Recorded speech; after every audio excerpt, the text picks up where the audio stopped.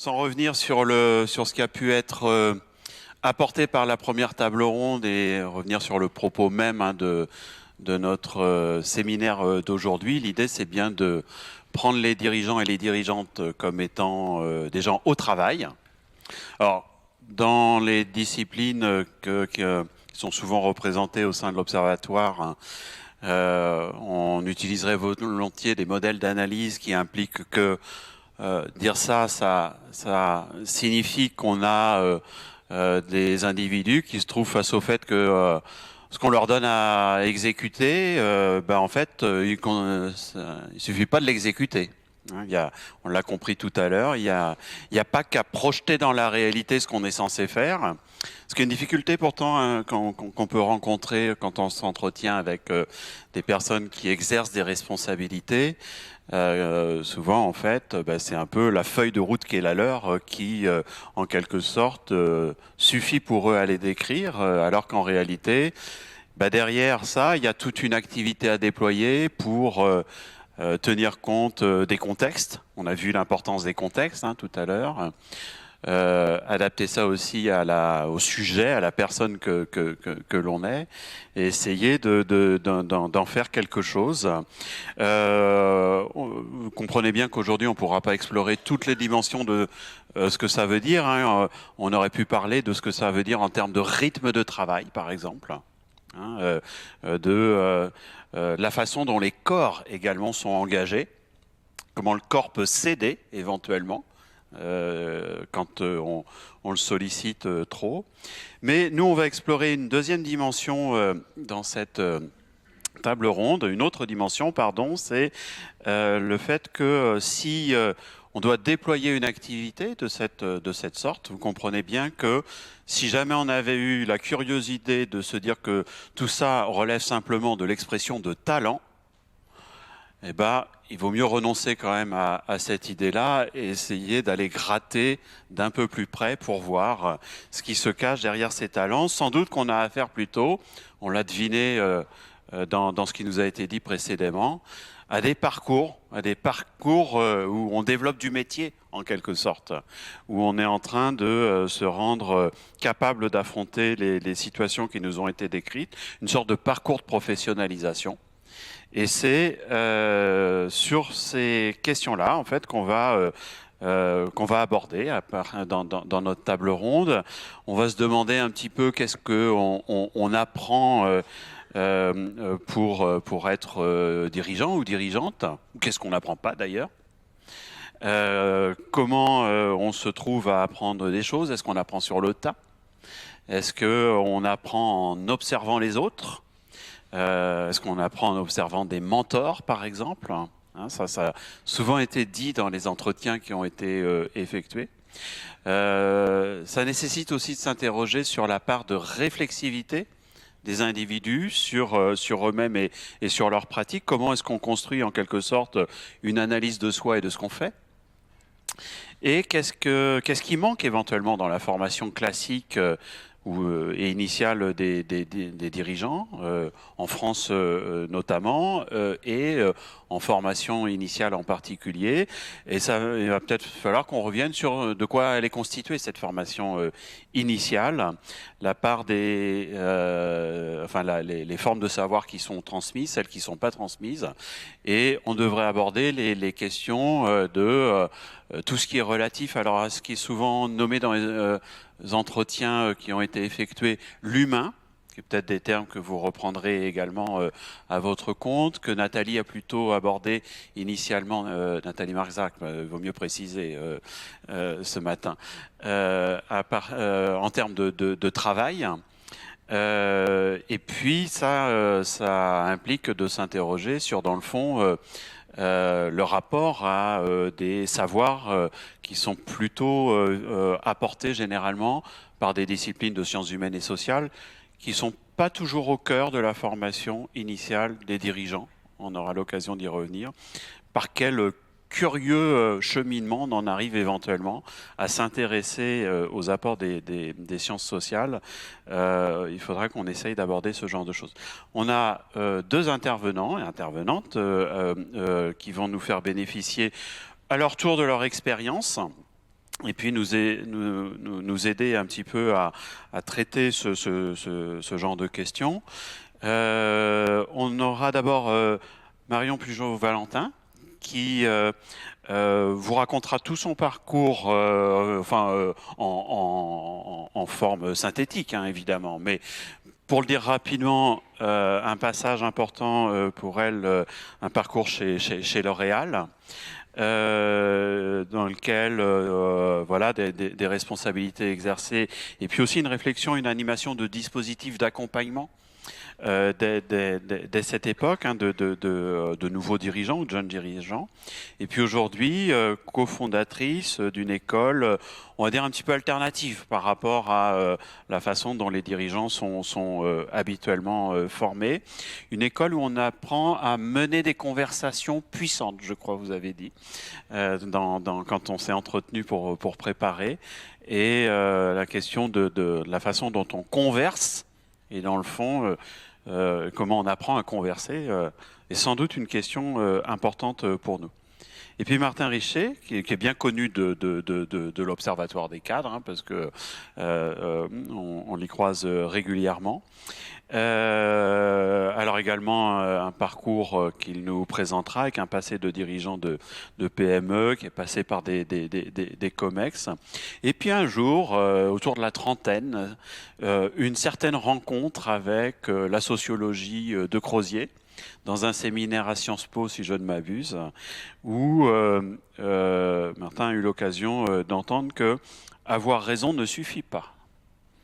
Et là, ça a semé une petite graine qui conduit à un parcours extrêmement riche, mais notamment aujourd'hui à diriger une formation de dirigeants à Sciences Po, un parcours, un MBA qui s'appelle Trajectoire Dirigeant, si je ne m'abuse. Voilà.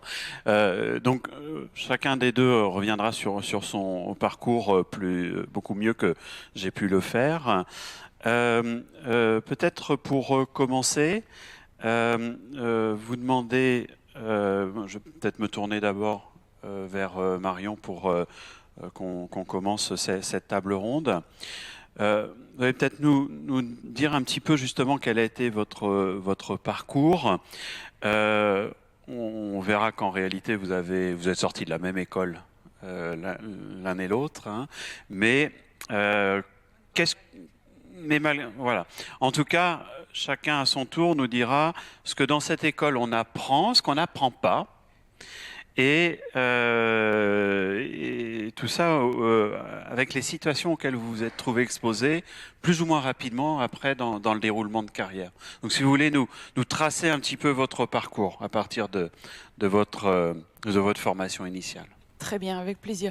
Si vous voulez bien, je vais vous donner les éléments de mon parcours qui m'ont permis peut-être d'apprendre quelque chose qui peut être utile à la conversation d'aujourd'hui. J'ai travaillé pendant plus de 30 ans chez L'Oréal où j'ai exercé plusieurs métiers, sinon je n'y serais pas restée. Je suis restée parce que c'était intéressant et que c'était varié justement. J'ai commencé un chemin tout à fait classique après une école de commerce, n'est-ce pas, comme au marketing, créer des produits pour des marques de plus en plus grosses, de plus en plus mondiales. C'était passionnant, ça m'a permis de rencontrer des gens, parce qu'effectivement c'est en rencontrant des gens qu'on fait les choses, comme vous disiez, monsieur le maire. Et puis après 30 ans comme ça, où j'étais aussi cadre dirigeante, j'étais une des plus jeunes cadres dirigeantes de ce groupe, une des premières femmes aussi d'ailleurs, ce qui posait d'autres questions qui maintenant, j'espère, sont à peu près réglées ou en train de se régler. Et en tout cas, qu'est-ce que j'ai appris à cette occasion-là? Au tout début, je travaillais avec des jeunes équipes de gens qui étaient des créatifs. Ils étaient là pour apporter des idées. Et vous le savez tous, quand on apporte des idées, on met une part de soi-même dans le jeu. C'est pas comme quand on fait une résolution d'équation.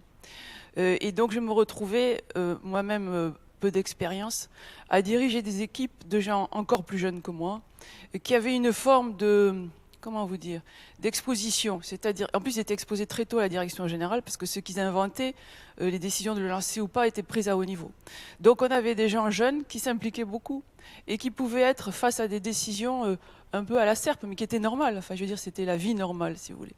Et donc, très vite, je me suis intéressée à savoir comment est-ce qu'on peut, en tant que petite dirigeante déjà, en tant que tous co-responsables, est-ce qu'on peut favoriser l'éclosion de personnes en étant exigeant, évidemment, en les soutenant, en les développant, et dans un monde qui a ses impératifs difficiles, en quelque sorte, et comment on arrive à créer, alternativement, un peu comme un jardinier avec sa serre, hein, comment est-ce qu'on arrive à créer des moments de développement un peu protégés, si vous voulez, et à organiser des moments de confrontation, parce que si on n'accepte pas une confrontation avec le réel, même difficile, et si on la retarde, ça va compliquer après le développement des gens. Donc en 2 mots, assez vite, ça m'intéressait d'abord parce que moi-même, j'aurais aimé qu'on me développe comme ça. Je regardais comment est-ce qu'on pouvait faire éclore et grandir des gens dans des conditions, on va dire, de température et de pression, parfois un peu rudes, si vous voyez ce que je veux dire. Justement. Et ça a été un peu mon fil rouge. Vous pouvez un peu nous décrire, oui. À l'époque où vous avez intégré ces fonctions, oui. l'atmosphère, l'atmosphère, ça je ne sais pas comment vous dire ça. C'était un mélange de très grande implication, et dès que les gens sont très impliqués, il y a eu plusieurs mentions là-dessus dans les expériences de ce matin, dès que les gens sont très impliqués, on sait qu'on a affaire à une matière incandescente et que donc il faut être au rendez-vous de cette implication. Ce que je voulais dire, c'est surtout comment on concevait et comment les gens qui vous ont appelé à exercer ces fonctions, oui. par exemple, concevaient le fait de jeter dans le bain oui. une jeune cadre comme ça, qui allait prendre des responsabilités. Oui, je voudrais d'abord faire un préambule, c'est que là je parle, j'ai eu, vous l'avez compris, une expérience dans une entreprise. Donc j'ai connu une culture. Donc tout ce que je vais dire ne prétend pas à être général en aucune façon. C'est vraiment à l'observation d'un cas précis qui permet peut-être d'apprendre 2 ou 3 choses. Donc, moi, à cette époque-là, et c'est toujours le cas, c'est le cas chez L'Oréal, mais ça a été, je pense, corroboré par les expériences de ce matin, c'est que c'est en faisant qu'on apprend, tout simplement. Et l'idée de la piscine, c'est l'idée de mettre des gens, quel que soit leur niveau, face à des responsabilités qui sont juste un tout petit peu grandes pour eux. Un tout petit peu grande. Et que c'est comme ça que chacun va développer un savoir-faire. Mais c'est ce qui est arrivé, les cas qui ont été expliqués ce matin, c'était chaque fois ça. Hein. C'était des situations, des gens qui ont été confrontés, vous avez été confrontés à des situations qui n'étaient pas prévues et qui n'étaient pas a priori dans les cordes de ce que vous saviez déjà faire. Et que c'est comme ça qu'on arrive à développer, au sens de grandir, d'augmenter les compétences, d'augmenter les capacités des gens. C'est en les mettant dans des situations où il y a du grain à moudre, où ils ont des choses à presque inventer, à découvrir d'eux-mêmes pour avancer. Et ça ne peut se faire qu'avec certaines protections. Donc ça veut dire qu'il faut aussi qu'il y ait des gens un peu plus expérimentés, qui peuvent être des mentors, qui peuvent être leurs responsables, avoir en même temps un œil sur eux pour ne pas finir par se noyer dans la piscine. Vous voyez ce que je veux dire? Donc c'est toute une conception de l'apprentissage et aussi implicitement de ce qu'apporte de la contribution de l'homme dans le travail, ça c'est mes conclusions à moi, qui sont de dire que pour se développer, c'est pas en faisant d'abord la théorie et après en l'appliquant parfaitement, mais que c'est plutôt équipé de 2-3 compétences, aller se frotter à quelque chose d'un peu plus haut pour développer en développer encore d'autres, un peu dans la difficulté parfois, et en marge de ça, ou dans des allers-retours, aller voir les outils théoriques ou la modélisation théorique qu'on en retire ou les outils propres qu'on s'est forgés pour leur donner plus de force d'existence et pour pouvoir à nouveau refaire cette boucle-là. Est-ce que c'est clair ce que je vous raconte? Bon, voilà. C'est clair, mais j'aimerais bien je voudrais juste finir quelque chose là-dessus. Que vous contrastiez bien avec la façon dont les gens qui vous ont appelé à ces fonctions, eux voyaient les choses. Est-ce qu'ils les voyaient de la même manière que vous? Mais ça, je vous parle de la façon dont l'entreprise voyait ça. Hein. Mais il y a un deuxième implicite dans ce que je vous dis, qui est relatif aussi à la culture de l'entreprise dont je vous parle, et je ne sais pas dans quelle mesure c'est partagé par d'autres entreprises. C'est que l'implicite qu'il y a chez L'Oréal, c'est que ce n'est pas les procédures qui font les choses, ça a été une des conclusions de ce matin, mais que c'est le génie humain. Le génie humain, c'est-à-dire pas celui de Mozart, vous l'avez bien compris, mais c'est le génie propre de chacun et le génie des équipes, qui, face à des situations qui sont par définition toujours imprévues, doivent être le mieux possible équipés pour pouvoir faire face et pour pouvoir inventer in situ, dans le contexte donné, ou en tout cas adapter les solutions avec les gens en présence qui seront probablement les meilleurs. Donc voilà, pardon, j'ai différé la réponse à votre question. Très bien. Mais c'est important parce que pour moi, au cœur du développement des gens et du rôle du dirigeant, il y a la question de quel est le rôle, où est la position de l'humain au travail quand même. Et je ne suis pas une théoricienne, je dois le préciser. Ce qu'on va chercher à comprendre, c'est aussi comment vous avez eu l'occasion d'apprendre ça. On a, dans ce que vous décrivez, ou de l'enseigner l'apprendre déjà. On voit comment vous arrivez dans une entreprise dans laquelle il y a une certaine façon de comprendre les choses qui donne de la valeur à ce que vous venez de décrire. Mais comment vous y êtes trouvé confronté? Comment est-ce que vous avez été amené peut-être à vous forger et renforcer cette représentation-là? Eh bien, c'est par cet élément double et permanent de me retrouver face à des missions que je pouvais juste à peine embrasser, et en même temps avec des gens qui souvent donc là je vous parle de mon encadrement, qui procédaient beaucoup plus par questionnement que par ordre. C'est-à-dire, ou alors parfois c'est moi qui proposais des décisions, et en général, les décisions, c'était jamais oui, non, c'était d'abord un questionnement. Mais ça, c'est une affaire aussi de culture, hein. Et ça revient à une chose simple à comprendre, c'est que la capacité à se questionner face à un contexte et face au réel est probablement un des muscles les plus importants, pas le seul, mais un des plus importants d'un dirigeant. Mais vous l'avez redit dans vos expériences de ce matin d'ailleurs.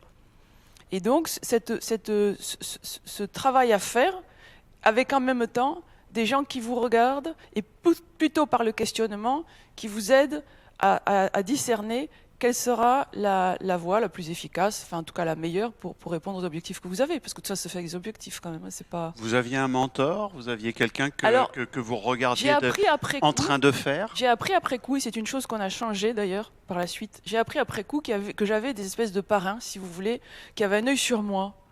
Mais moi, vous le saviez pas? Je le savais pas.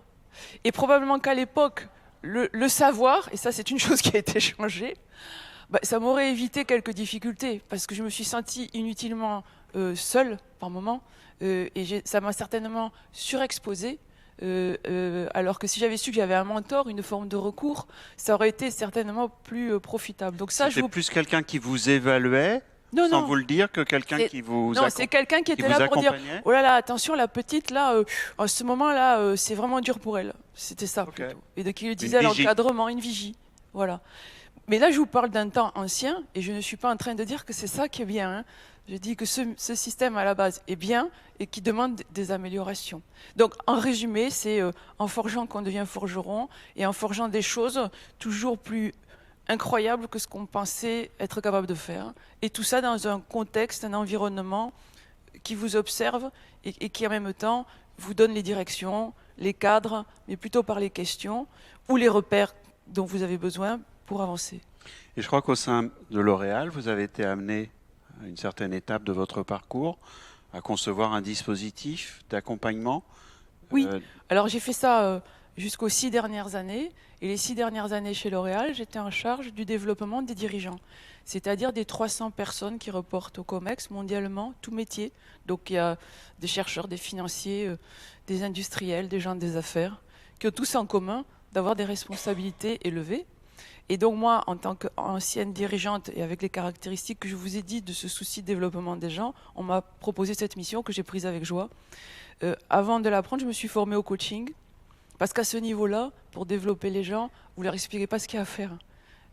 Vous devez comprendre quelles sont leurs questions, quels sont les problèmes qui se posent, et voir avec eux comment les aider à les résoudre. Mais c'est certainement pas en faisant la maîtresse d'école, on va dire. C'est plutôt vous êtes formé au coaching donc je suis pour formée faire ça? Au coaching pour faire ça. Okay. Et c'est plutôt en essayant les gens à s'accomplir, à trouver leur propre chemin et à leur donner les aides de tout ordre, si on pourrait y revenir, qui peuvent leur faire, les apports théoriques, les appuis parfois même presque moraux, on va dire, quand c'est un certain coaching dont ils peuvent avoir besoin. Donc j'imagine que le dispositif... Et puis aussi, j'ai participé au développement des programmes de formation qui permettent, à partir de tout jeunes managers, c'est-à-dire dès qu'on manage une personne ou 2 personnes, puis une plus grosse équipe, puis une équipe très grosse, puis une équipe multi-hiérarchique, si vous voulez. Donc on a conçu toute une échelle de formation comme ça pour qu'à chaque passage à un niveau de complexité supérieur, les jeunes managers qui deviennent dirigeants soient accompagnés. Et qu'est-ce qu'on leur apprend? Alors, qu'est-ce qu'on leur apprend? On leur apprend, je voudrais repartir de la fin de la conférence précédente. Deux choses qu'on leur apprend en premier, c'est connais-toi toi-même et sois conscient du fait que tout le monde ne réfléchit pas comme toi. Ça, je pense que c'est la base. Ça a l'air trivial, mais le nombre de dirigeants qui font des erreurs graves ou des managers, parce que pour eux, mais oui, mais c'est évident que tout le monde pense comme ça, que tout le monde a les mêmes types de satisfaction, que tout le monde... Et déjà, la première chose qui est de prendre conscience que soi-même, on a ses préférences dans la façon de travailler ou dans la façon d'interagir, et que les gens autour de vous n'ont pas les mêmes, ça c'est un prérequis absolu. Et après, commence un autre travail qui lui va durer quasiment toute la vie, c'est l'exercice d'alignement. Et je ne pense pas que ce soit une nécessité que pour les dirigeants. Alignement. L'alignement. Alors justement, je pense qu'il faut être très concret là-dessus. Ça a été mentionné ce matin par Nathalie Mémy, je crois que c'était la fin, la conclusion, mais tous. Concrètement, c'est quoi l'alignement? Concrètement, ça consiste à arriver à ce que le matin, quand on se réveille et qu'on va aller travailler en ayant un objectif qui se fait dans un certain contexte, qu'on se sent bien avec ça. Pour moi, le signal qui permet de savoir qu'on est aligné, ce n'est pas de la grande philosophie, c'est de se dire, est-ce que dans ce que je vais avoir à faire, c'est en ligne avec ce que je pense être ce qui est important pour moi, ce qui est important pour moi. Et la vie s'emploie à vous désaligner en permanence. Il n'y a pas que l'entreprise, la famille, les amis. Est-ce qu'à mon bon ami, je vais vraiment lui dire que là, il devrait arrêter de faire ça, ou est-ce que je vais rien lui dire? Ça, c'est un premier désalignement amical, donc après, on le résout. La question, c'est, quand il y a ces désalignements, quel est le dialogue intérieur, et pas que intérieur d'ailleurs, que l'on peut avoir pour finir à réhabiter à sa façon ce qu'on attend de vous? Et c'est ça, c'est soit le réhabiter à sa façon, soit en endossant des choses que jusque-là on n'endossait pas, parce qu'on fait une partie de chemin, soit c'est en mettant en place un plan d'action pour aller discuter avec les gens autour de vous. C'est ce que certains ont dit ce matin, c'est aller voir votre patron en disant « Écoute, je suis désolé, tu me demandes de faire ça. C'est pas ce que je pense qu'il faut faire. » Et là, vous ne parlez pas que d'un point de vue technique, vous parlez du point de vue de aussi ce que vous pensez être bon pour la façon dont vous voulez conduire votre vie.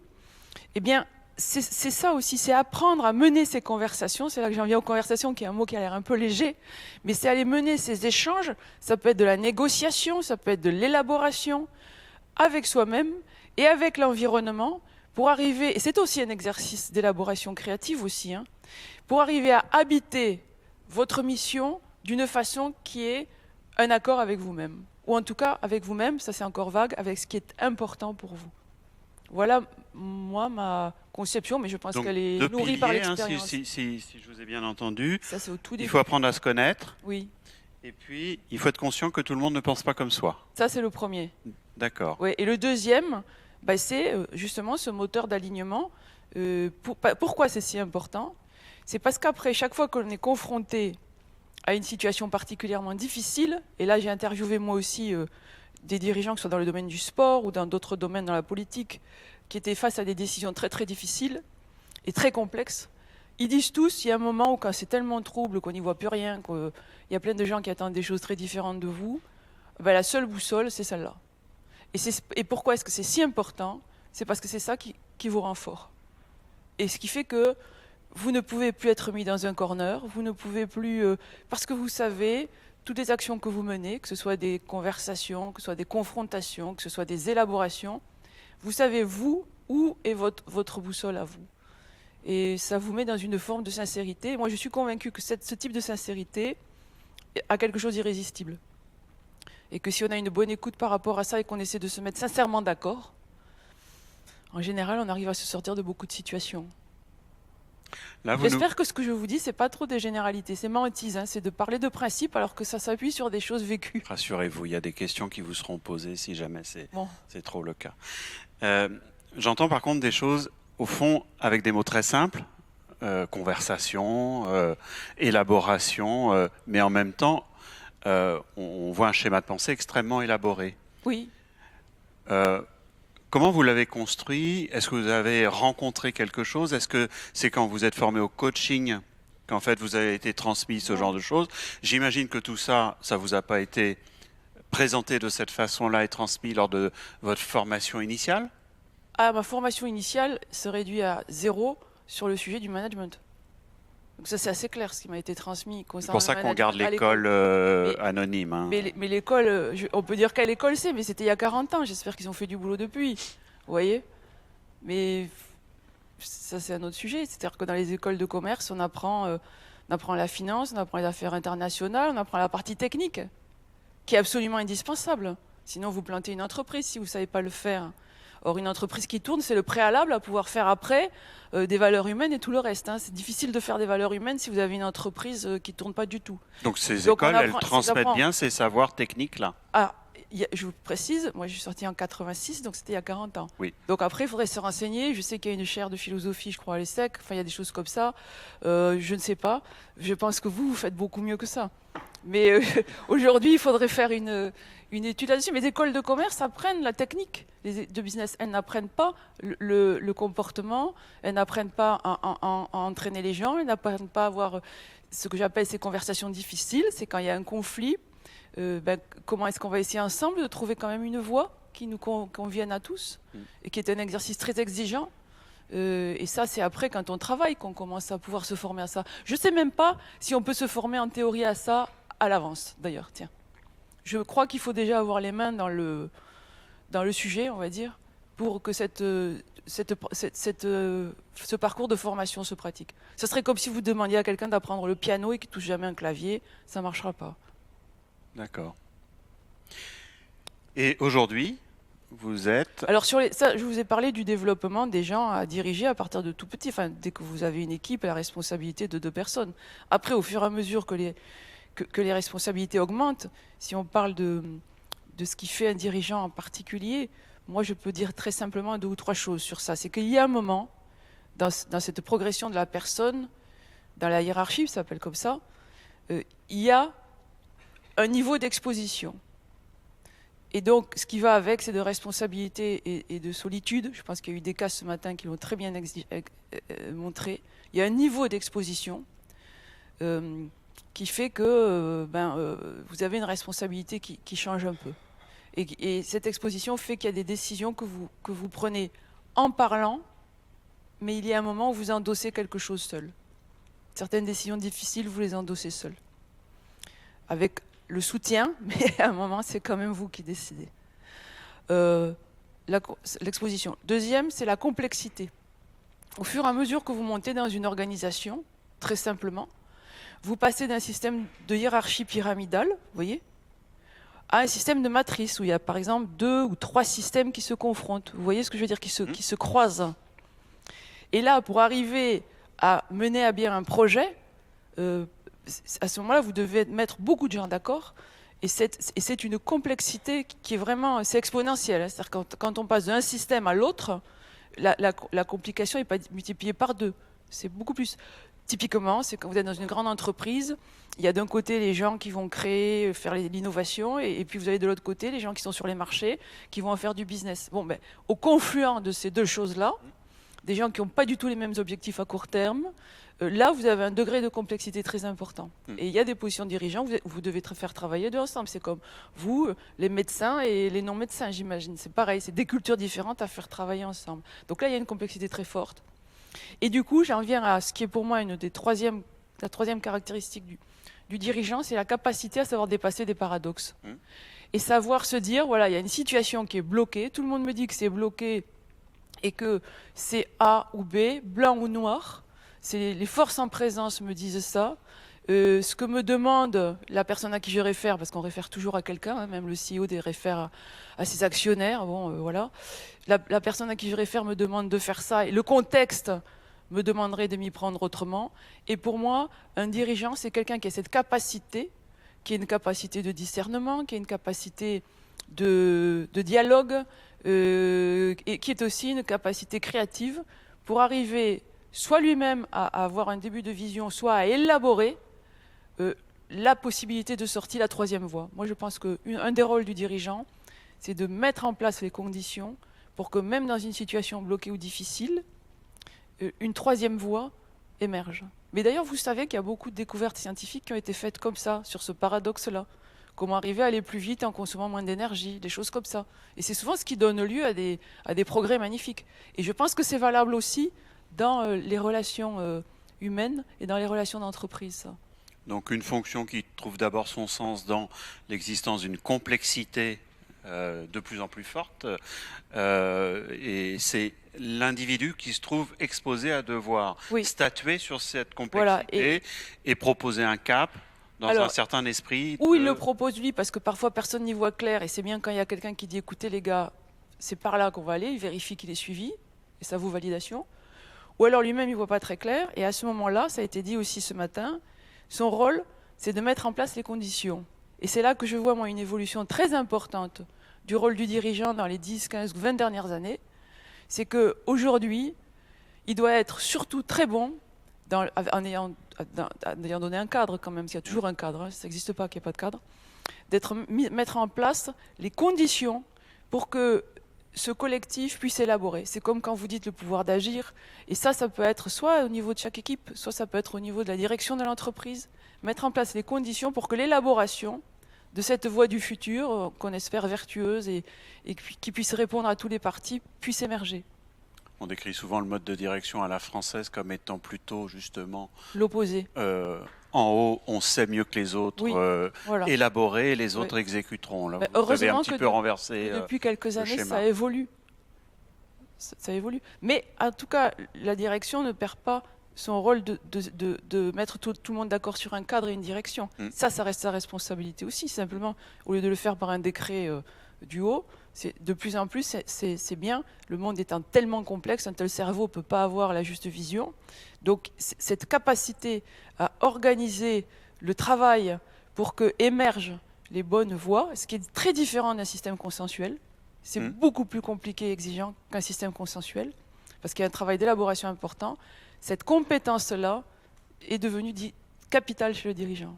Une capacité à entendre, écouter l'existence de différents points de vue. Plus que ça, à mettre les gens au travail pour qu'ils élaborent. Voilà, c'est ça, à les mettre à accepter aussi qu'ils passent par un moment de débat, j'imagine, de confrontation des différents points de vue. Oui, mais avec une forme de contrat qui est de dire, de ce débat, on va devoir en sortir avec quelque chose qui a avancé.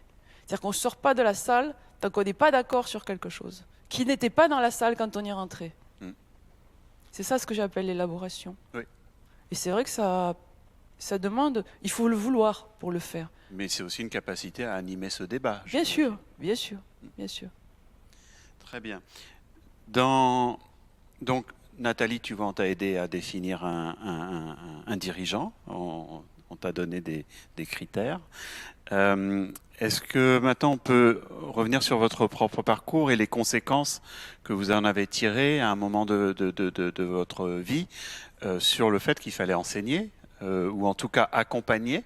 Je ne sais pas si ça s'enseigne, vous l'avez dit tout à l'heure justement. Pas tout s'enseigne pas. Voilà, en tout cas. Ça, je l'ai pratiqué à deux endroits. Je l'ai pratiqué chez L'Oréal puisque j'étais co-conceptrice avec un gars formidable qui lui est un sociologue.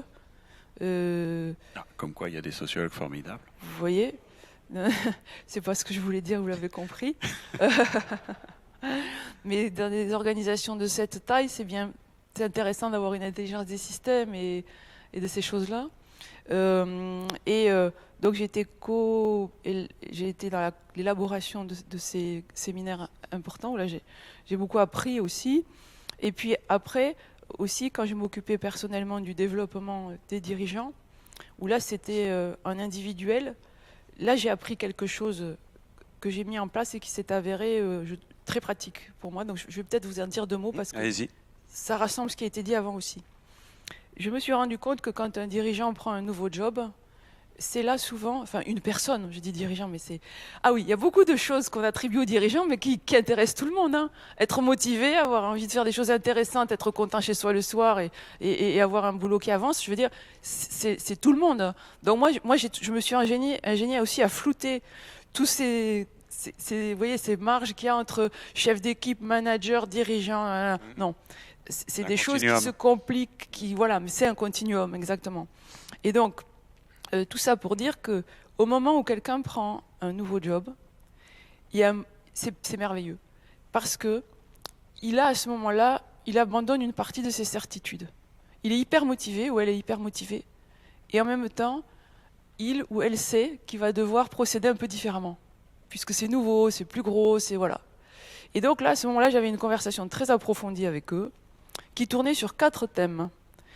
Le premier, le plus simple, on évaluait ensemble, on identifiait ensemble les sujets techniques sur lesquels il aurait besoin d'une mise au point technique. Parce que c'est pas la peine d'aller s'épuiser si on n'a pas le fond technique nécessaire à sa fonction. Donc ça pouvait être un supplément de finance au moment où le digital débarquait partout, ça pouvait être une meilleure connaissance des bases de données. Voilà, donc ça on définissait ça en partant de la mission qu'il aurait à faire. Donc, technique. Deuxième chose, est-ce qu'il allait faire face à un écart culturel entre l'expérience qu'il avait accumulée et là où il allait devoir faire sa mission? Je passe de Promodès à Carrefour. Par exemple, je suis en France, je vais travailler en Angleterre. J'étais financier, je deviens directeur général. Donc là, on voit qu'il y a tout un système de culture très, très, très, très important d'un métier à l'autre. Et là, l'idée, c'était de bien regarder, en regardant le parcours de la personne et ce qu'il avait devoir faire, où est-ce qu'il y avait des champs culturels qu'il ne pouvait pas inventer. Et là, c'est là que le système du mentorat est vraiment extrêmement utile. Avoir quelqu'un qui va venir vous dire « Attends, là, toi, tu as compris ça comme ça, mais tu es le seul dans l'univers à le comprendre comme ça, dans ce nouvel univers. Pour tout le monde, ça veut dire autre chose. » C'est ce qu'expliquait ce matin quelqu'un au sujet de Promodès, exactement, avec Carrefour. Le mentor, donc, c'est plus que la vigie que vous décriviez tout à l'heure. C'est quelqu'un qui entre en dialogue avec vous et favorise votre réflexivité. Voilà. Pendant 6 mois, pendant 1 an, une personne qui vous accompagne et qui vous aide justement à mieux comprendre la nouvelle culture dans laquelle vous allez être. Ça, puis évidemment rencontrer l'histoire des 100 jours, tous les gens que l'on peut rencontrer au début, conserver des contacts réguliers avec les différents niveaux de l'entreprise. Mais ça, c'est presque une hygiène que tout le monde a à ce niveau-là, que tout le monde doit avoir, si vous voulez. Donc la culture, le savoir technique, la culture, des éléments de leadership, parce que quand on passe un saut de complexité, eh ben, vous communiquez pas pareil quand toutes vos équipes sont en France ou quand tout d'un coup elles sont dans le monde. Donc là, il y a des compétences de communication à acquérir. Vous ne mobilisez pas les gens pareils quand ils sont dans 50 pays face à vous ou quand vous les avez tous dans une salle. Et là, il y a vraiment des savoir-faire. Si on se les réinvente tout seul, ceux-là, on perd du temps pour rien. Donc voilà. Et le quatrième, c'est là que je veux revenir sur l'alignement, le dirigeant, quel est son moteur et tout ça. Je lui demandais toujours à cette femme ou cet homme, quand tu auras fini ce job dans 4 ans ou 5 ans, qu'est-ce que tu veux qu'on retienne de toi? Qu'est-ce que tu veux avoir apporté que quelqu'un d'autre n'aurait peut-être pas apporté? Il aura apporté quelque chose, mais qu'est-ce qu'il est important, quel apport particulier, toi, tu veux avoir? Pour les autres, pour le sujet, pour tout ça. Et là, c'était merveilleux, parce que là, vous voyez tout d'un coup les gens qui s'ouvrent, et là, on arrive dans un nouveau champ d'élaboration qui va nourrir justement cet alignement, cette motivation, ce moteur qui fait qu'à la fin, on est plus fort parce qu'on sait pourquoi on se lève le matin. Vous voyez que ce sont des notions simples. Très simple, mais moi je trouve que quand vous les exposez, en fait, moi j'ai des situations ou des personnes que je vois et je dis, mais ça marche en fait, c'est simple mais efficace. Oui, ça commence avec vos enfants qui vous disent, je veux faire telle école, et vous lui dites, d'accord, mais tu te vois comment dans la vie d'un 10 ans? Et là, ils vous regardent, ah oui, c'est vrai, j'y avais pas pensé. Et ça renvoie à la fois au connais-toi que tu disais, que vous disiez tout à l'heure, c'est un connais-toi, un chemin en fait, en construction. Donc apprendre à se connaître, mais aussi en même temps s'autoriser à penser des choses que dans la fonction qu'on occupe, on ne des choses nouvelles. Pensait pas avoir le droit de faire. Exactement. Il y en a qui disent, je voudrais en profiter pour apprendre à déléguer beaucoup plus, par exemple. Par exemple, à ce moment-là, moi, mon boulot, c'était de mettre le système qui allait l'aider à faire ça. Donc ça pouvait être un coach, ça pouvait être une formation particulière, ça pouvait être la mise en contact avec un père qui avait déjà passé ça. Après, les solutions, c'est assez simple, hein, c'est l'apprentissage en université, les séminaires internes, le mentorat, le pair à pair, le coaching. Voilà, après, les outils sont... Il faut trouver celui qui est adapté à la situation. Voilà. D'accord. Donc ça, vous avez commencé à le faire chez L'Oréal. Ça, je l'ai fait chez L'Oréal pendant 6 ans. Avant Oui. d'eux. Ah oui, avant d'eux, un jour, on a créé une école, c'était il y a 6 mois, avec des bons amis qui travaillent dans l'entreprise comme moi. Et ça a commencé il y a 1 an et quelques, au moment de la fin du débat des retraites. Et on se disait, c'est quand même très malheureux qu'on discute autant du nombre d'heures passées au travail et qu'on discute si peu du plaisir qu'on y prend. Et en quoi nous sommes des gens, les gens qui étaient autour de cette table sont convaincus que le travail est constructeur de l'homme. Déjà, si on ne pense pas ça, on ne sera pas d'accord avec moi. Mais que le travail, qu'il soit rémunéré ou pas, en tout cas qu'une œuvre collective dans un but de faire quelque chose, ça peut être aussi bénévole, est une des choses qui construit la personne. Vous avez ce présupposé aussi que j'ai avec mes amis. Et donc, on s'est dit, mais qu'est-ce qu'il faudrait faire pour que dans l'entreprise, les gens s'accomplissent un peu plus?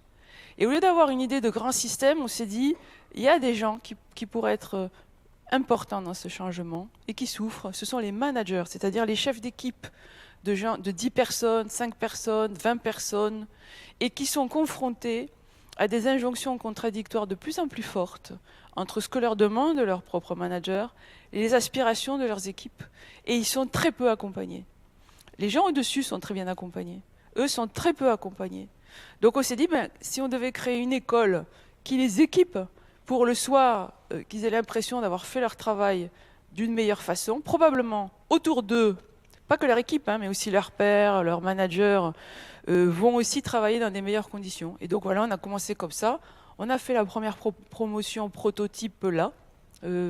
C'est 2 jours par mois. C'est combien de personnes? À 12 à 15 personnes, pas plus, et en présence. Parce que c'est un travail sur soi-même. C'est connais-toi toi-même, l'alignement, la capacité à mener des conversations de plus en plus complexes et difficiles, la capacité à organiser des collectifs qui élaborent ce que j'appelle la 3e voie et qui dépassent les paradoxes compliqués. C'est savoir faire preuve d'autorité, ce à quoi les gens sont de moins en moins à l'aise. Or, il y a des situations qui requièrent qu'il y ait quelqu'un qui soit le repère d'autorité. En situation de crise, c'est important d'avoir un repère qui va vous dire, oui, d'accord, on va tous à droite, on va tous à gauche, c'est très important. Donc, ces choses-là. Et puis, c'est pourquoi c'est 2 jours par mois pendant 5 mois, c'est pour qu'ils aient l'occasion de pratiquer, revenir, pratiquer, revenir. Donc on retrouve cette idée du fait que c'est la pratique et en forgeant qu'on devient forgeron, et en ayant ce retour réflexif avec des nouveaux outils que l'on essaie, qu'on peut accélérer l'acquisition. Pédagogie, vous les mettez en situation, vous les... Ils sont tous en poste. Oui. Cette école ne peut pas marcher avec des gens qui ne sont pas en poste. Donc quand ils reviennent dans leur job... autour des situations voilà, qu'ils ont à gérer. Oui. Et vous favorisez un petit peu le mouvement réflexif, individuel et collectif. On fait des apports théoriques parce que parfois, comme je vous disais, il y a des choses, c'est pas la peine de les réinventer. On sait qu'il y a des façons de faire qui sont plus utiles. Et c'est à la fois... Quelle nature, ces apports théoriques? Par exemple, il y en a un sur la conduite du changement. On a choisi un modèle, il s'appelle ADKAR, il y en a plein. On sait que le modèle ADKAR en 6 étapes, c'est awareness, c'est un acronyme anglais, je ne connais pas l'acronyme français, donc c'est que tout le monde soit conscient qu'un changement va être nécessaire, que sinon on va tous mourir, qu'il y a peut-être un chemin. Enfin, vous voyez, c'est des choses qui sont connues. Pour être simple et efficace, mais que par la pratique, on passe beaucoup de temps à redécouvrir et sur lesquels on peut se tromper si on ne le fait pas dans le bon ordre, par exemple. On a quelques apports théoriques aussi sur les différents types de leadership et l'historique du leadership. Justement, comment on passe d'un système extrêmement hiérarchique, comment on est passé de Taylor à ce qu'on essaie tous de bâtir ensemble aujourd'hui, par exemple. Le leadership par le coaching, le leadership par l'intelligence collective, ces choses-là. Donc là, on apporte des éclairages et chacun, après, peut faire son miel en fonction de ses compétences propres et du contexte. Parce que quelqu'un, il n'est pas leader dans l'absolu. Le leadership ou la direction, c'est la rencontre entre une personne et un contexte, de toute façon. Très bien, merci beaucoup. les questions de précision, on y reviendra à la fin de la table ronde. Je vais peut-être me tourner, merci, et me tourner vers Martin maintenant pour peut-être également repartir d'un témoignage sur le parcours, en remontant éventuellement à la période de formation initiale, et puis les grandes étapes qui nous importent ici. Très bien. Bonjour à tous. Donc effectivement, je vais revenir sur mon parcours et ça me permettra de vous dire, comme on disait dans les années 60, d'où je parle sur le sujet des dirigeants. Donc on va la nommer, hein. J'ai fait HEC, dont je suis sorti au début des années 80, donc c'était au siècle dernier, et même pire que ça, plus loin que ça. J'ai gardé pas mal de contacts avec HEC, donc j'ai pu voir que fort heureusement les choses ont changé, même si ça va pas du tout aussi vite que ça devrait. Pour les énerver, j'ai coutume de dire que j'ai mis 30 ans à désapprendre ce que j'ai appris en 3 ans à HEC.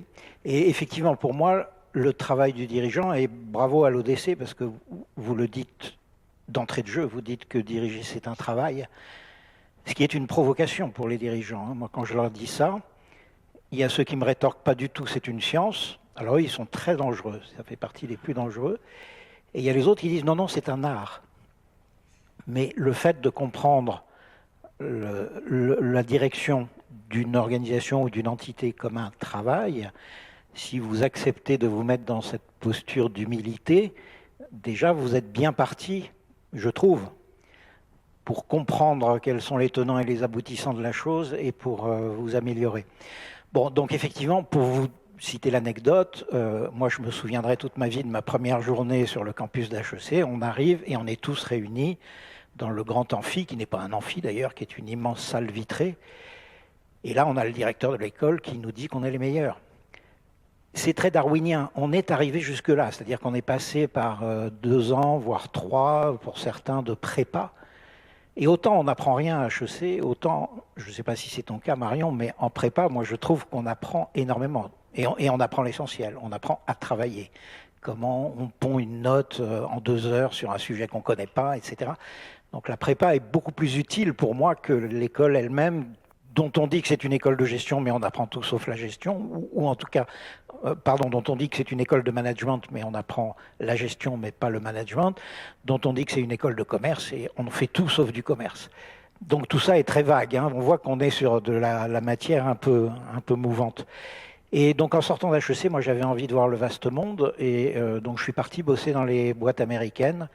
Et je suis devenu manager très vite, au bout de 2-3 ans, chez Oracle, qui est une boîte dont on parle beaucoup en ce moment parce que son créateur et dirigeant est devenu l'homme le plus riche du monde pendant quelques jours, là, au moment où l'action Oracle a pris 25% en une seule journée parce qu'ils ont annoncé des résultats qui dépassaient les espérances des analystes.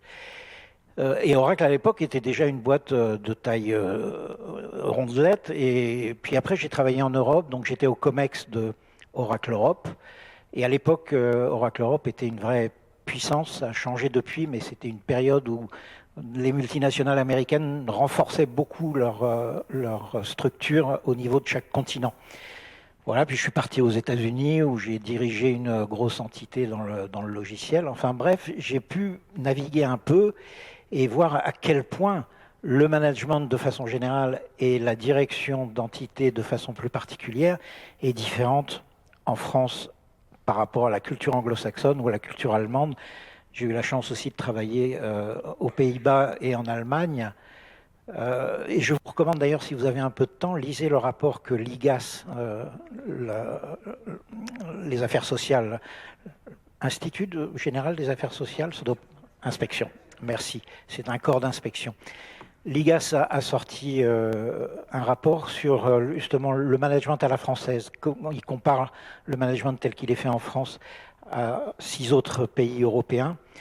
Et c'est très intéressant, ça dit tout de la culture française, très verticale, très bonapartiste. Bon, ce qui est intéressant, c'est que ce rapport, il était prêt à un moment donné, et l'IGAS ne voulait pas le publier, et avec des collègues, on a été obligés de se battre comme des chiffonniers et d'aller jusqu'à menacer l'IGAS de le publier nous-mêmes pour qu'il soit rendu public, tellement le sujet est politique. Donc, intéressant à lire. Donc j'ai pas mal baroudé et puis effectivement j'ai rencontré Stephen Ben-Simon dans un séminaire qui avait été organisé par Oracle pour ses cadres, qui me dit cette phrase: avoir raison ne suffit pas. Et cette phrase a changé ma vie parce que j'ai compris que le management ou la direction, j'étais déjà un peu dirigeant, en tout cas j'ai fait partie de plusieurs COMEX, c'est pas cérébral. C'est pas un truc où où c'est nous qui avons la vérité. Il faut que cette vérité, elle soit partagée. Il faut, si possible, qu'elle soit même construite avec le corps social dont on est censé s'occuper. Et au passage, je donne une réponse à la question de Nathalie, la première des Nathalie, parce que les Nathalie, il y en a tellement ici qu'il faut les numéroter, pardon. Nathalie demandait à quoi on reconnaît un dirigeant, quels sont les critères, est-ce que c'est les sous, on gagne beaucoup de sous, est-ce que c'est... Moi, ma réponse, elle est très simple, c'est la responsabilité. Et je trouve que ça se voyait très bien dans la table ronde précédente, quand Michel Lemaire, par exemple, nous a raconté son expérience et qu'il a dit: c'est là que j'ai compris que j'étais dirigeant. Parce qu'effectivement, il y a un moment donné où on a charge d'âme et où le poids des responsabilités devient important. On le sent physiquement sur ses épaules. Voilà. Alors j'ai un deuxième, donc à ce moment-là, au tournant des années 2000, j'ai un peu réorienté ma vie, à vrai dire, et je me suis intéressé de très près au dialogue social, puis à la RSE, et donc aujourd'hui, depuis maintenant presque 20 ans, je suis consultant sur la responsabilité sociétale des entreprises. Et puis j'ai également quelques engagements forts qui font partie aussi de l'endroit d'où je parle quand je parle des dirigeants. Le premier avec Terra Nova, dont je suis donc c'est un think tank comme on dit, un réservoir d'idées dont je suis cofondateur, et j'anime un des pôles de Terra Nova qui s'appelle Entreprise, Travail et Emploi, là où on réfléchit sur les questions justement, qu'est-ce que c'est que manager, qu'est-ce que c'est que diriger, qu'est-ce que c'est que le dialogue social, etc. Et à ce titre, notamment, un de mes meilleurs souvenirs, c'est que j'ai dirigé un gros travail qui a été fait par Terra Nova juste avant les élections présidentielles de 2017, autour de ce qu'on a appelé à l'époque l'entreprise contributive.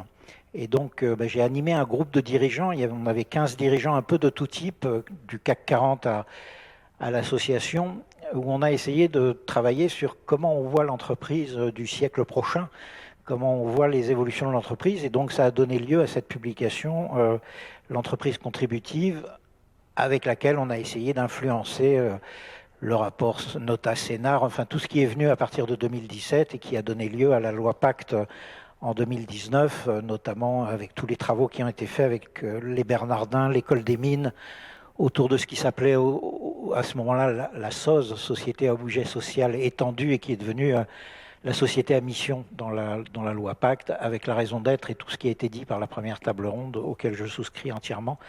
Donc voilà, Terra Nova me donne un poste d'observation vis-à-vis des dirigeants. Je suis aussi très investi dans une autre association qui s'appelle l'IFA, Institut français des administrateurs. Alors on a eu à la table ronde précédente avec une autre Nathalie Mesny, un exemple d'une administratrice, mais on aurait tort de ne voir le dirigeant que dans la personne du dirigeant dit exécutif, celui qui fait. Il y a également les administrateurs qui sont des dirigeants dont l'importance est majeure et va croissante parce que le rôle des conseils d'administration a plutôt tendance à devenir plus important. Et justement, moi, ma thèse, c'est que malheureusement, enfin la thèse que je soutiens à l'IFA, avec quelques difficultés, je ne vous le cache pas, c'est de dire que malheureusement aujourd'hui, les conseils d'administration ne jouent pas leur rôle qui est d'être un éclaireur, de donner le temps long, de donner la possibilité aux exécutifs de se concentrer sur ce qu'ils ont à faire, mais en donnant de la perspective, en ayant une réflexion prospective. Malheureusement, à l'inverse, les conseils d'administration jouent le rôle contraire, qui est de contraindre et de freiner le travail de l'exécutif. Alors notamment autour des problématiques de réchauffement climatique, par exemple, sur lesquelles malheureusement les conseils d'administration n'ont pas véritablement, même s'ils ont un très joli discours, n'ont pas un rôle d'entraînement. Voilà, l'IFA, et puis enfin l'enseignement. Donc, tu l'as dit, Pascal, en fait j'enseigne à 2 endroits pour les dirigeants, à la Sorbonne et à Sciences Po. Donc Sciences Po, ce fameux master trajectoire dirigeant qui a pris le pari. C'est un master qui a été créé par Richard Descoings. Donc vous avez peut-être entendu parler de Richard Descoings, qui a été un un directeur de Sciences Po assez emblématique, qui était une personnalité extrêmement originale et qui avait des convictions extrêmement fortes. Et une des convictions de Richard, c'était qu'il disait il faut arrêter de laisser la moitié des dirigeants sortir d'HEC, les SEC, l'ENA, machin. Il faut que le dirigeant, il sorte, et il avait cette expression, matiné par les sciences sociales. Donc il avait compris, et c'est ma conviction très profonde aussi, qu'on ne peut pas diriger, avoir raison ne suffit pas, on ne peut pas diriger si on n'a pas pris le temps d'investir les sciences sociales. Quelqu'un qui ne connaît rien à la sociologie, qui ne connaît rien à l'anthropologie, qui ne connaît rien à la psychologie du travail, forcément, soit il va avoir un management toxique, ce qui malheureusement ne l'empêchera pas forcément de réussir professionnellement, soit il va se casser la figure. Et d'ailleurs, ce que je dis à mes étudiants, c'est faites gaffe les jeunes, diriger, c'est un des métiers les plus exposés. Moi, je regarde chaque année le rapport de Russell and Reynolds, qui est le plus grand chasseur de tête, le cabinet de chasseurs de tête, donc celui qui va chercher les dirigeants. Donc, ils essayent d'investir un peu et de connaître leur terrain d'action. Et chaque année, ils font un rapport dans lequel ils donnent quelques chiffres qui sont vraiment très intéressants, notamment la durée moyenne du mandat de dirigeant aujourd'hui, qui historiquement était autour de 10 ans, qui se raccourcit progressivement. Et là, cette année 2025, on vient de passer sous la barre des 7 ans. Ce qui est le chiffre le plus bas historiquement, depuis qu'ils suivent ces données, c'est-à-dire depuis 2018. C'est intéressant parce que moi, j'ai fait ma carrière, je vous l'ai dit, dans la high-tech, dans le logiciel. Et par exemple, je peux vous dire que mettre en œuvre un logiciel comme SAP dans une boîte comme L'Oréal, ça prend plus de 7 ans, du début à la fin du projet. Donc aujourd'hui, on a des dirigeants dont la durée de vie est inférieure à des grands projets d'entreprise qu'ils mènent. Ça change la donne. L'une des raisons pour lesquelles, par exemple, le réchauffement climatique ne va pas assez vite, et là-dessus, il y a une étude qui a été faite par McKinsey qui est passionnante, c'est que les dirigeants disent « c'est le problème du successeur de mon successeur ». Parce qu'effectivement, l'horizon dont tout le monde parle, 2030, 2040, c'est le successeur de mon successeur. Moi j'en ai pour 7 ans, donc il faut que j'essaye d'utiliser ces 7 ans au mieux pour rebondir de façon positive. Les dirigeants savent qu'ils sont à durée limitée, qu'ils ont une date de péremption relativement courte, et ils agissent en conséquence. Donc l'idée justement d'une formation qui serait adaptée aux dirigeants, c'est ça, c'est d'arriver à redonner la valeur du temps et à redonner la valeur de la responsabilité. Parce que c'est vraiment ça pour moi qui définit un dirigeant. On a responsabilité d'âme quand on est dirigeant, âme avec un accent circonflexe sur le A, et c'est ça qui change la donne. Vous aviez fait une rencontre avec un sociologue. Là, on parle également d'une rencontre avec des sociologues. C'est pas pour militer pour les sociologues, mais on sent bien que quand on essaye d'introduire dans les écoles d'ingénieurs, par exemple, ou dans les écoles de management, une partie de formation aux sciences sociales, c'est loin d'être les cours qui sont plébiscités généralement. Est-ce qu'en fait, c'est une rencontre qu'on doit faire quand on a déjà vécu des choses, occupé un certain nombre de fonctions, ou est-ce qu'on peut y sensibiliser beaucoup plus précocement? Comment? Quelle est votre expérience et votre opinion sur chacun sur cette question? Alors moi, je pense que l'un n'empêche pas l'autre. C'est très bien de commencer tôt, parce que c'est exactement ce que disait Marion tout à l'heure. Du coup, on gagne du temps, quoi. On évite quelque chose trappe. Moi, j'aurais su au début qu'avoir raison ne suffit pas, ça m'aurait aidé, franchement. J'aurais évité quelques bourdes. Donc pour moi, et puis surtout pour ceux qui m'entouraient à l'époque. Donc je pense que plus tôt on s'y prend, mieux c'est, d'autant que quand on regarde ce qui passionne les gens qui se sont intéressés à la sociologie, ils vont continuer à creuser dans ce domaine-là, par exemple. Donc c'est utile d'y intéresser les gens le plus tôt. Alors, qu'est-ce qu'il faut faire pour un dirigeant? Je vais peut-être justement prendre un tout petit instant pour vous dire comment on a architecturé Trajectoire Dirigeant, qui est un peu un ovni sur la place, parce qu'il s'adresse à la fois à des gens qui sont déjà dirigeants depuis un moment et qui veulent se rafraîchir un peu, et puis à ceux à qui on a dit « tu seras au COMEX l'année prochaine », etc. Donc on a... La première catégorie, c'est plutôt des quinquas. La deuxième catégorie, c'est plutôt des trentenaires ou des jeunes cadras. Et c'est quand vous mettez les deux ensemble que ça jaillit, parce que vous avez l'énergie de la jeunesse et la sagesse de l'expérience. Et c'est en mettant les deux, et c'est ça la clé finalement, c'est d'arriver à... Aussi, c'est 15-20 personnes. C'est 20, ouais, c'est autour d'une vingtaine de personnes. Et il y a 3 piliers dans l'enseignement, hein. On les garde pendant 1 an, ils continuent à bosser bien sûr, hein. Ils viennent 3 jours par mois rue des Saints-Pères à Sciences Po. Et j'ai du mal à en parler au passé, mais en fait j'ai passé la main la semaine dernière, donc vous voyez la couleur de mes cheveux. Donc il faut que j'apprenne à parler de Sciences Po au passé, en tout cas à parler de trajectoire dirigeant au passé. Il y a 3 piliers qui forment le cœur des enseignements et qui sont pour moi les 3 moteurs qu'un dirigeant doit investiguer à son rythme et en fonction de ses possibilités. Le premier pilier, c'est tout simplement ce que j'appelle les savoirs de l'honnête homme. On parlait de l'honnête homme, on a perdu cette conscience. Et donc là, on met les grands maîtres de Sciences Po en face des étudiants, même s'ils sont un peu âgés, ça reste des étudiants, ils étudient. Donc par exemple, il y a une demi-journée avec Bertrand Badi sur la géopolitique. Personnellement, je ne comprends pas comment on peut être dirigeant aujourd'hui sans avoir compris la géopolitique, sans avoir investigué. Et malheureusement, vous regardez le cursus dans beaucoup d'écoles dites de management, on ne parle pas de géopolitique. Mais si on ne sait pas que quand un pétrolier ou un navire comme l'Evergreen, il y a 3 ans, se met en travers du canal de Suez, ça bouche le passage pour en gros 15% des marchandises qui sont vendues dans les supermarchés dans le monde. Si on ne sait pas ça, on ne peut pas anticiper, on ne peut pas être la vigie dont on parlait, on ne peut pas essayer de dessiner l'avenir et d'essayer d'éviter de tomber dans les choses-trappes. Donc on a une demi-journée de Pascal Perrineau sur la politique, parce que oui, la politique, ça a une incidence sur le métier des dirigeants, etc., etc. Donc les grands savoirs qui forment l'honnête homme et qui sont malheureusement beaucoup négligés dans beaucoup de formations dites de dirigeants. Le deuxième grand pilier, c'est, je reprends un terme que j'ai beaucoup aimé dans votre intervention, vous aussi Nathalie, quand vous avez dit pas de côté.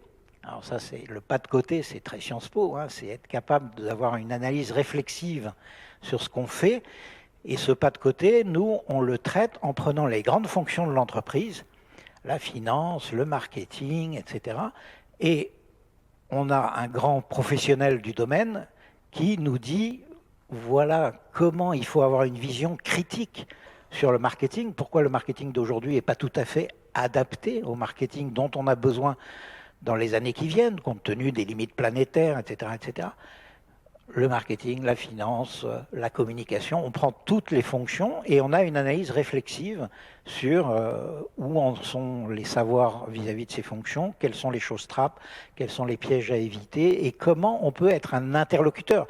Le dirigeant ne doit surtout pas être un spécialiste du marketing, de la com, de la RH ou autre. Par contre, il doit être un interlocuteur exigeant vis-à-vis de ces fonctions-là. Et pour ça, il faut qu'il ait un peu plongé dans cette matière, et y compris pour des matières dont on parle peu.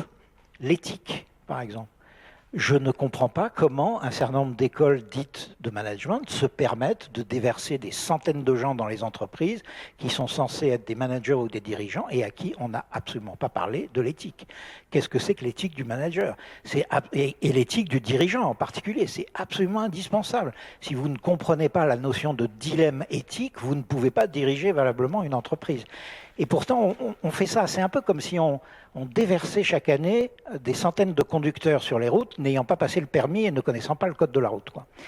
Voilà. Et le troisième pilier, c'est le pilier, vous avez dit que diriger, c'est un travail. Un travail, ça se sent. Le pape François a fait des magnifiques pages sur l'odeur du travail, c'est-à-dire la compréhension du travail. Les dirigeants sont les gens dans les entreprises qui sont les plus éloignés du travail.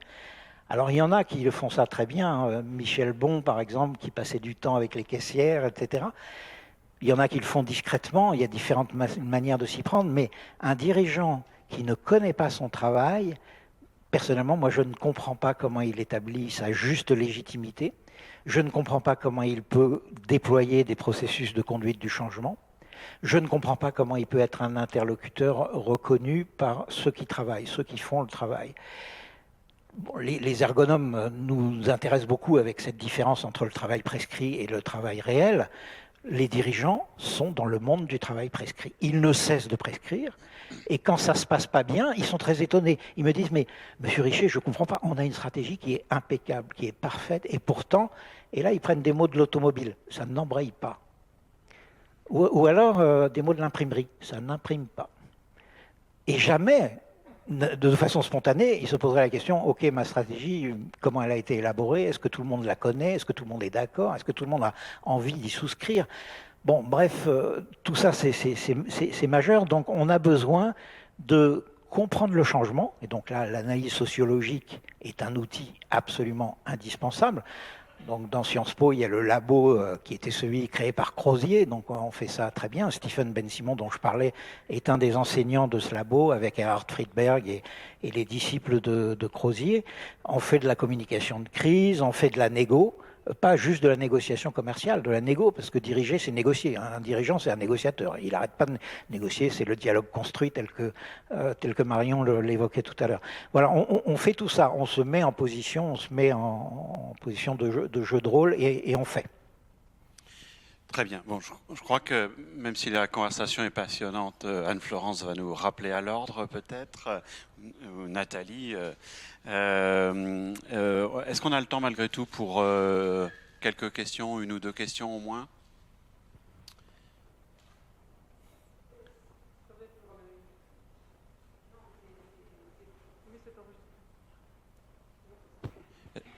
Très court, c'est le titre de la table ronde.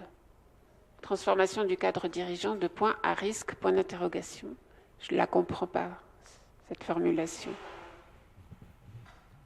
Ah ben, il me semble que là, je pense qu'on a eu l'occasion de voir. Alors, peut-être que la façon de traiter laisse apercevoir plus la façon de s'en sortir que les risques de se prendre le pied dans des tapis qui sont quand même assez épais, me semble-t-il, hein, et qui sont vraiment de nature à opposer des difficultés énormes tant qu'on n'a pas appris le métier. Il me semble que vous nous avez un petit peu montré comment on pouvait développer du métier d'une certaine façon. Hein.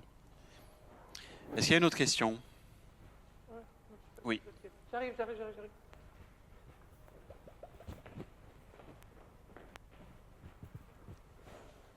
Essayez de la faire courte, s'il vous plaît.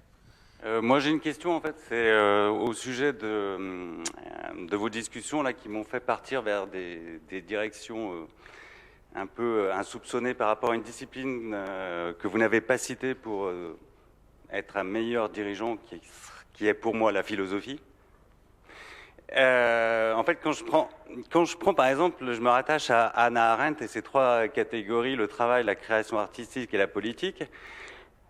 On parle de où on est, français, en Europe, avec une Europe qui est plurielle. Et en fait, on voit dans la catégorie politique, des politiques, hein, P majuscule, petit p, des nouveaux modes de dialogue entre les citoyens. On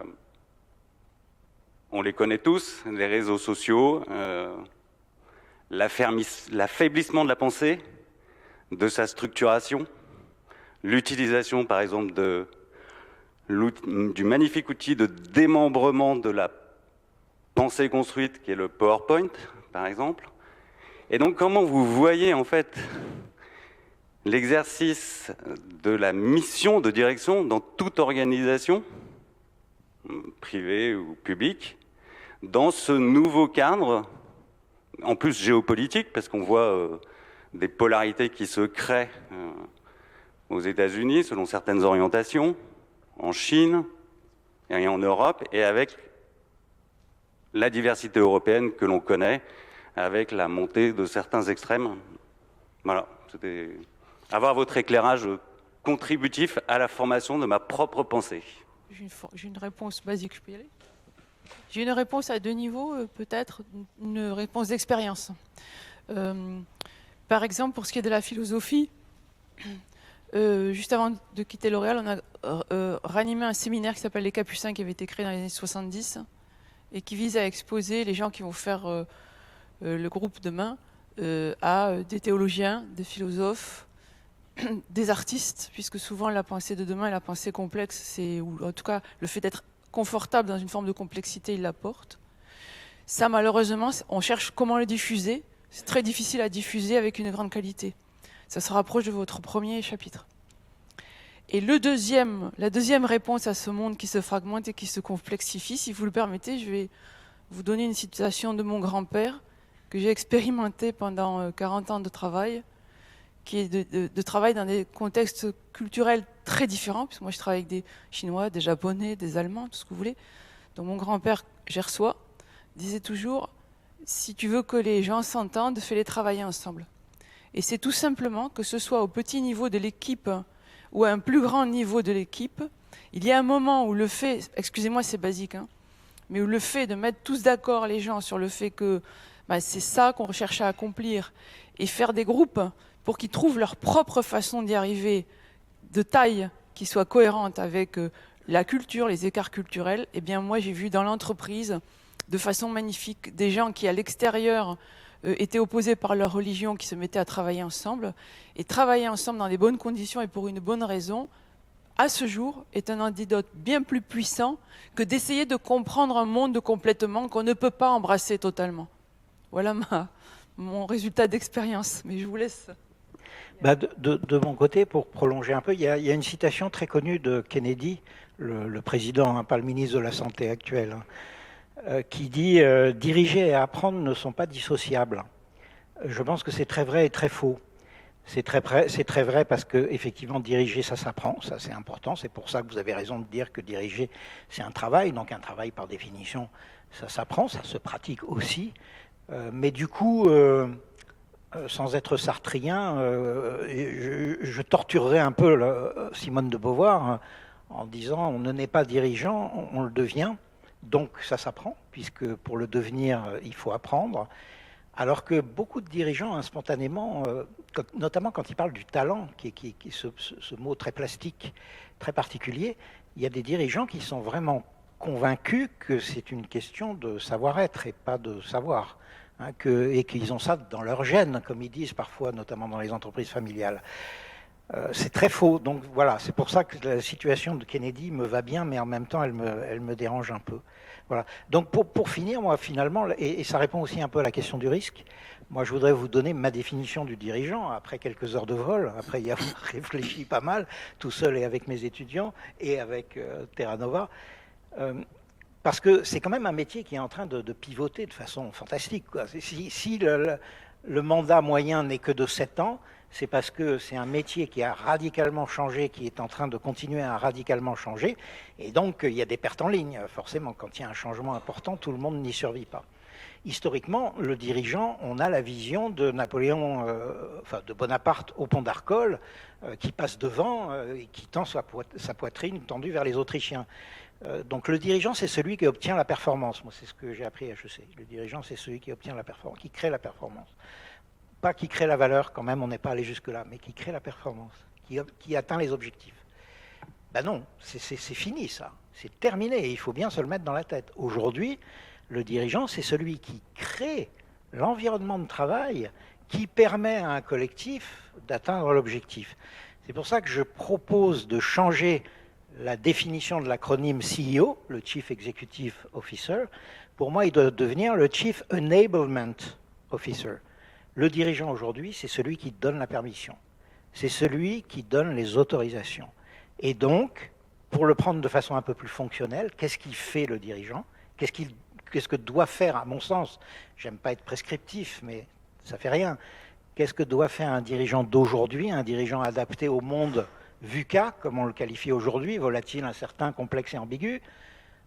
Eh bien, le dirigeant, il est celui qui est capable de faire formuler à son corps social une raison d'être qui reflète bien les valeurs et le futur désirable vers lequel le corps social a envie d'aller. Il est celui qui est capable ensuite d'associer toutes ses parties prenantes à la réalisation pour donner vie à cette raison d'être. C'est plus seulement les actionnaires et les clients, comme on l'a écrit dans la loi Pacte, en réécrivant le fameux article 1833 du Code de commerce. Diriger une entreprise, c'est également tenir compte, prendre en considération les objectifs, les enjeux sociaux et environnementaux. Et enfin, le dirigeant, c'est celui qui est capable de donner les moyens, de trouver les moyens et de les donner au corps social pour permettre que cette raison d'être puisse être vivante tous les jours. Ben, merci beaucoup, parce que je crois que vous avez eu des messages très, très convergents et très, très complémentaires à partir des expériences qui sont les vôtres. Et je pense qu'on a bien complété la première table ronde. Merci beaucoup. Je vais passer la parole peut-être maintenant à Anne-Florence, qui va mettre en œuvre sous vos yeux ébahis son esprit de synthèse.